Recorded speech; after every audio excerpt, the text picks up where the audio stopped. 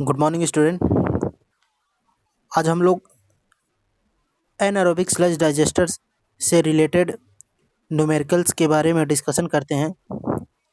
इसके पहले पिछले लेक्चर में हमने एनारोबिक स्लज डाइजेस्टर से रिलेटेड जो थियरी थी उसके बारे में डिस्कशन किया था। आज हम लोग उससे रिलेटेड कुछ न्यूमेरिकल्स के बारे में डिस्कशन करते हैं। जैसा कि ये क्वेश्चन है, assuming 10 days mean cell residence time and other suitable data, determine the capacity of an anaerobic sludge digester to treat the primary sludge generated from the 10 mld domestic wastewater treatment plant। Means कि हमें एक anaerobic sludge digester की capacity को determine करना है, जिससे हमें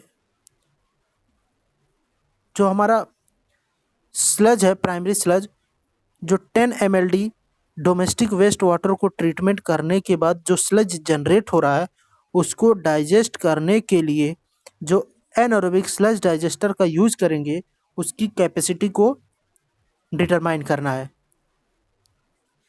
तो जैसा कि हमें पता है कि क्वेश्चन में गिवन केवल जो quantity of domestic waste water treatment plant के लिए सीवेज है उसकी क्वांटिटी गिवन है 10 mld। अब क्वेश्चन में जैसा कि कहा गया कि हम प्राइमरी स्लज जो है, यानी कि प्राइमरी ट्रीटमेंट के बाद जो हमें स्लज मिल रहा है, जो जनरेट हो रहा है स्लज, उसको डाइजेस्ट करने के लिए एनारोबिक स्लज डाइजेस्टर की कैपेसिटी डिटरमाइन करनी है। तो इसमें हम कुछ वैल्यू एज्यूम करते हैं। जैसा कि हमें पता है कि जो हमारा सस्पेंडेड सॉलिड होता है वेस्ट वाटर में, वो कितना होता है 250 मिलीग्राम पर लीटर होता है, यानी कि 1 लीटर में 250 मिलीग्राम जो हमारा होता है सस्पेंडेड सॉलिड का कंसंट्रेशन होता है।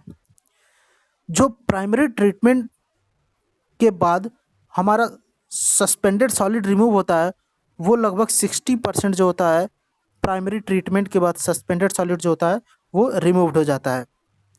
तो हमने यहाँ क्वेश्चन में सबसे पहले क्या एज्यूम किया हुआ है कि suspended solid in waste water वो कितना है 250 मिलीग्राम पर लीटर।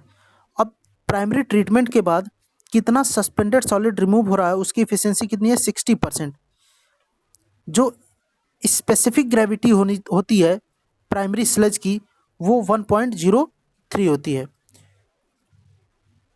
जो सॉलिड का कंसंट्रेशन होता है स्लज में वो कितना होता है 6% होता है, और जो डेंसिटी ऑफ वाटर होती है उसकी वैल्यू 1000 kg पर मीटर क्यूब। तो ये सारी वैल्यू हम एज्यूम करके क्वेश्चन को सॉल्व करेंगे, क्योंकि क्वेश्चन में कोई भी डेटा गिवन नहीं है, तो इसलिए इन सब वैल्यू को हम एज्यूम करके क्वेश्चन को सॉल्व करेंगे। तो क्वेश्चन में हम क्या क्या एज्यूम करेंगे, suspended solid in waste water कितना है 250 मिलीग्राम पर लीटर। फिर उसके बाद सस्पेंडेड सॉलिड कितना रिमूव हो रहा है प्राइमरी ट्रीटमेंट के बाद 60%। स्पेसिफिक ग्रेविटी कितनी है हमारी प्राइमरी स्लज की 1.03, और जो कंसंट्रेशन ऑफ सॉलिड्स होता है स्लज में वो कितना होता है 6%, और जो डेंसिटी ऑफ वाटर होती है वो कितनी होती है 1000 kg पर मीटर क्यूब। ये वैल्यू एज्यूम करने के बाद हम क्वेश्चन को सॉल्व करते हैं। जैसा कि हमें पता है कि जो वॉल्यूम ऑफ स्लज वी का फार्मूला था V S equals to V S L equals to, वो क्या होता है W S upon rho W into S S L into P S. ये हमारा volume of sludge V S L को determine करने का फार्मूला होता है।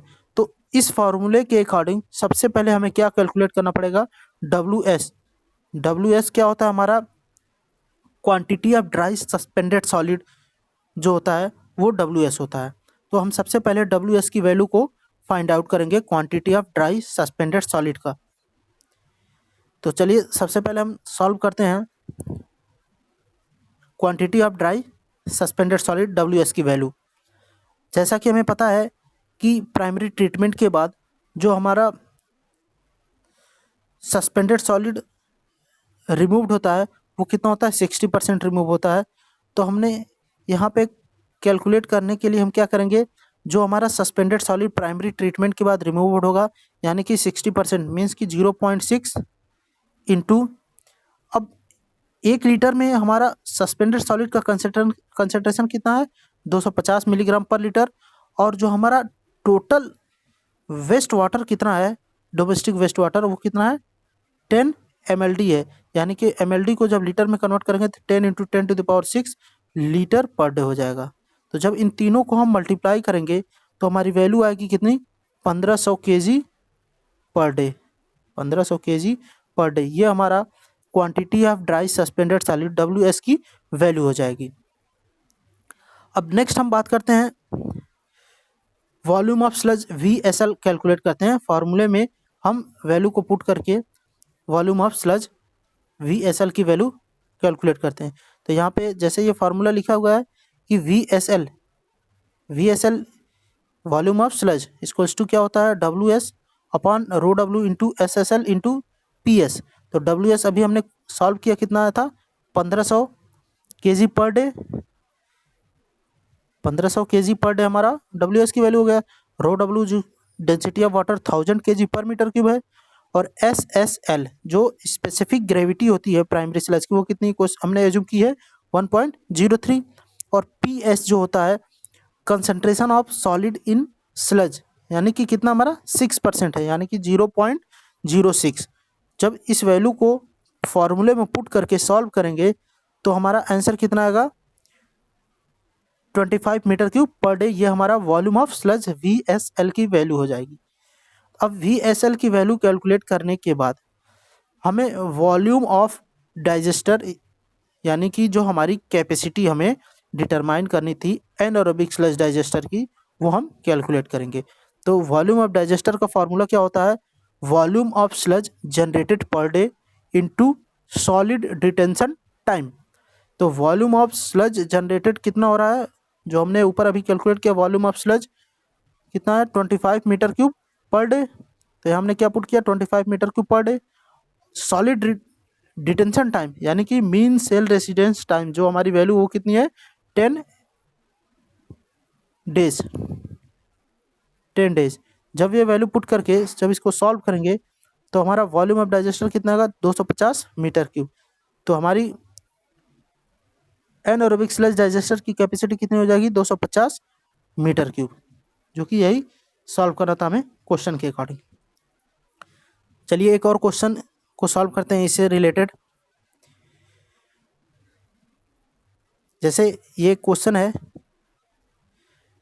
Assuming A volumetric loading rate of 45 metre cube of digester volume per 1000 person and solid contribution equal to 75 gram per capita per day.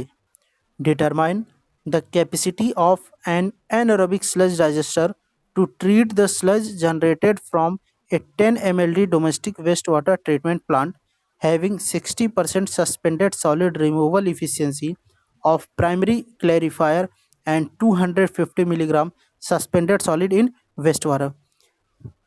जैसा कि इस question में जो भी डेटा है वो सारे डेटा क्या है गिवन है, तो हम कोई भी वैल्यू इसमें एज्यूम नहीं करेंगे। तो सबसे पहले हम क्या कैलकुलेट करेंगे, quantity of dry suspended solid WS की वैल्यू। जैसे कि हमने पिछले क्वेश्चन में जैसे सॉल्व किया तो सेम वैसे ही quantity of dry suspended solid WS की वैल्यू को कैलकुलेट करेंगे। तो WS की वैल्यू को कैलकुलेट करने के लिए हम क्या करेंगे कि प्राइमरी ट्रीटमेंट के बाद हमारा कितना सस्पेंडेड सॉलिड रिमूव हो रहा है, क्वेश्चन में गिवन है 60%, यानी कि 0.60 इंटू 1 लीटर में कितना हमारा सॉलिड है वो कितना है 250 मिलीग्राम पर लीटर है, इंटू टोटल हमारे पास कितना सीवेज है वो 10 mld है। 10 mld को जब लीटर पर डे में कन्वर्ट करेंगे तो हम क्या लिख सकते हैं 10 × 10⁶ लीटर पर डे। जब इसको हम सॉल्व करेंगे तो हमारी वैल्यू आएगी 1500 kg पर डे। ये हमारा quantity of dry suspended solid WS की वैल्यू हो जाएगी। अब क्वेश्चन के अकॉर्डिंग हम क्या देखेंगे कि क्वेश्चन में गिवन है कि एक पर्सन से जो सॉलिड का कंसंट्रेशन है जो कंट्रीब्यूशन हो रहा है सॉलिड का, एक दिन में 75 ग्राम पर कैपिटा से सॉलिड कंट्रीब्यूशन हो रहा है। मीन्स कि 75 ग्राम एक कैपिटा से, यानी कि एक पर्सन से एक दिन में हमारा सॉलिड कंट्रीब्यूशन हो रहा है। तो टोटल पर्सन हम कैलकुलेट करने के लिए हम क्या करेंगे, नेक्स्ट हम क्या करेंगे, टोटल पर्सन कैलकुलेट करेंगे। तो total person equals to formula होता है total solid contributed upon per capita solid contribution. तो जैसा कि हमें पता है कि total solid contribution dry suspended solid जो कंट्रीब्यूशन था वो कितना था, 1500 kg पर डे।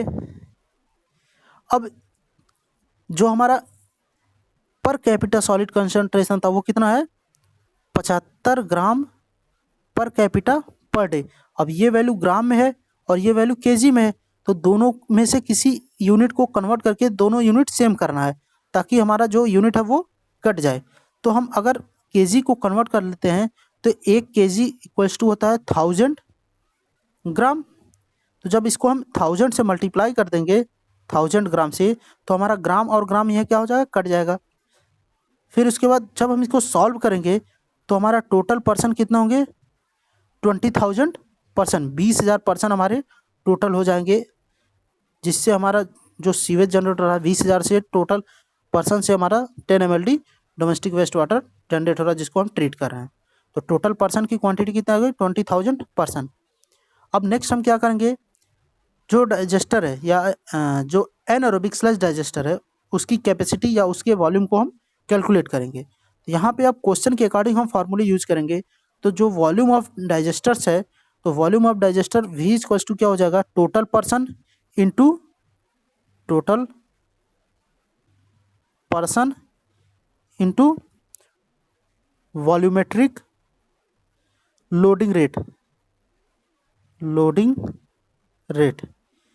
तो टोटल पर्सन हम कितना कैलकुलेट, 20,000 पर्सन, और total volumetric loading rate question में गिवन है 45 मीटर क्यूब, 45 मीटर क्यूब।